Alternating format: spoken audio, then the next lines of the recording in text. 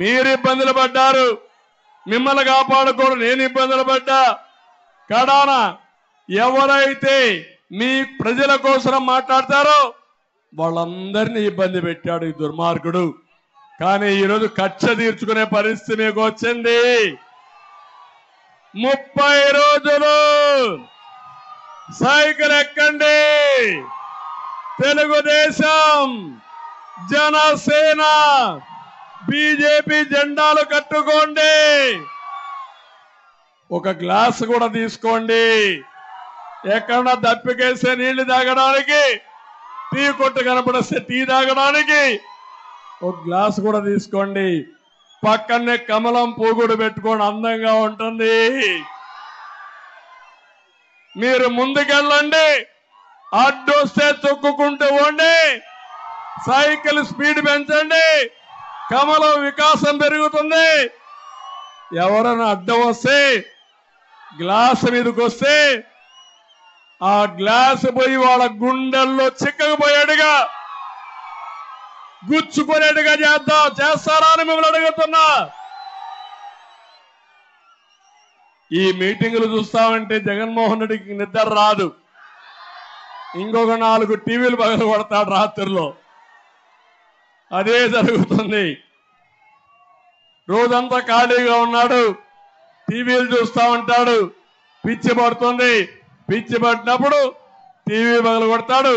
ఎవడన్నా వస్తే వాడి పని అయిపోతుంది, ఇంక తల పగలు కొడతాడు వాడిని. ఆ పరిస్థితి వస్తుంది.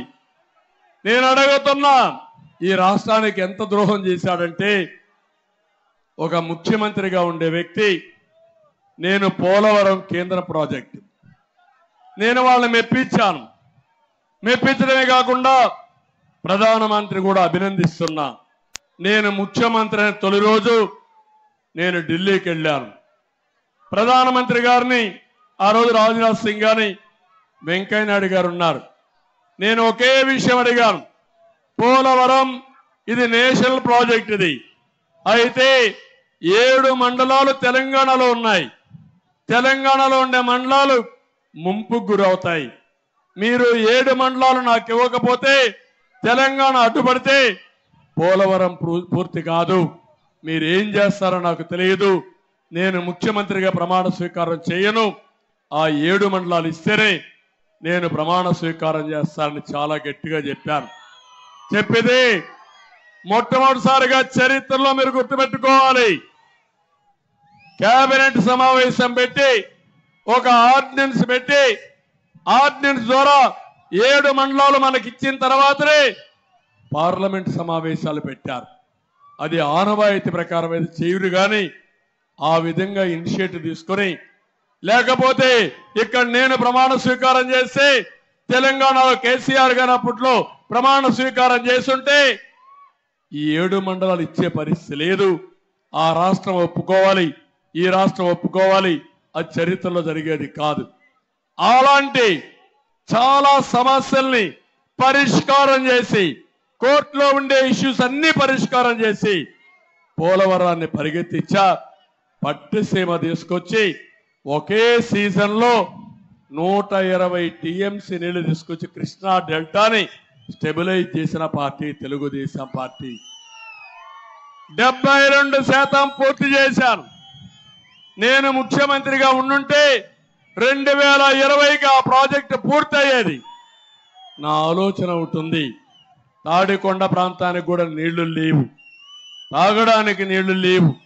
ఇక్కడే వైకుంఠపురం ప్రాజెక్టు కట్టి ఇక్కడి నుంచి నీళ్లు తీసుకుపోయి నక్రేకల్లో నీళ్లు వదిలిపెట్టి అక్కడ నాగార్ సాగర్ రైట్ మెయిన్ కెనాల్కి వేస్తే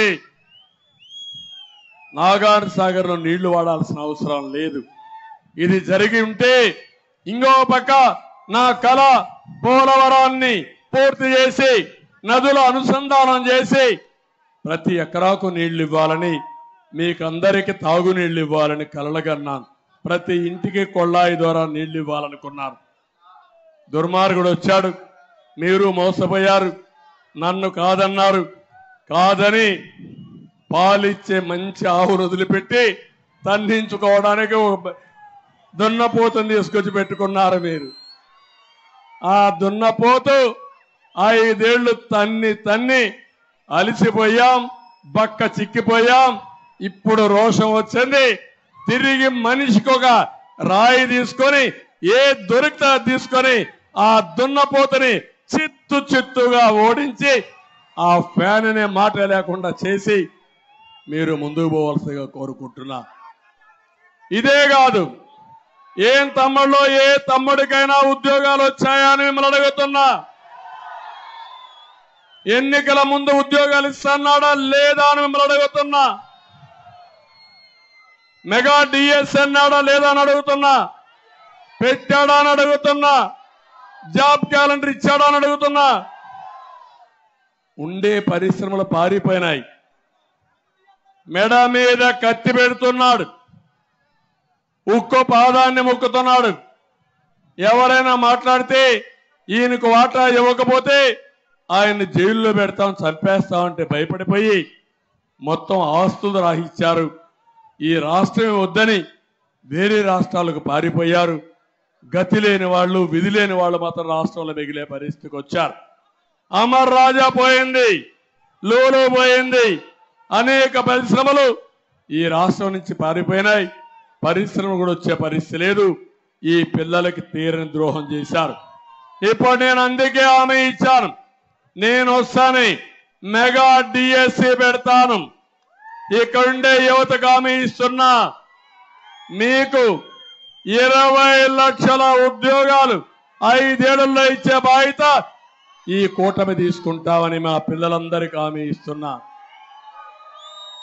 ఉద్యోగం వచ్చే వరకు 3,000 రూపాయలు నిరుద్యోగ భృతి ఇస్తాం. జాబ్ క్యాలెండర్ పెడతాం. ప్రభుత్వ ఉద్యోగాలు ఇస్తాం. వర్క్ ఫ్రం హోమ్ తీసుకొస్తాం. అమరావతి, హైదరాబాద్ లో చాలా మంది ఎగతాళి చేశారు. ఐటీ తిండి పెడుతుందన్న వాళ్ళు ఈరోజు వాళ్ళ కొడుకులందరినీ ఐటీ చదివించి ఉద్యోగాలు చేసే పరిస్థితికి వచ్చారు. అందుకే చెప్తున్నా, మళ్ళీ అమరావతిని లేకపోతే రాష్ట్రాన్ని ఉద్యోగ కల్పనలో మన పిల్లలకు అనుకూలంగా చేస్తా. ఇక్కడ కూర్చొని ప్రపంచంలో ఏ కంపెనీలు కావాలన్నా పనిచేసే విధానానికి శ్రీకారం చుడతామని చెప్పి కూడా నేను మీకు తెలియజేస్తున్నా.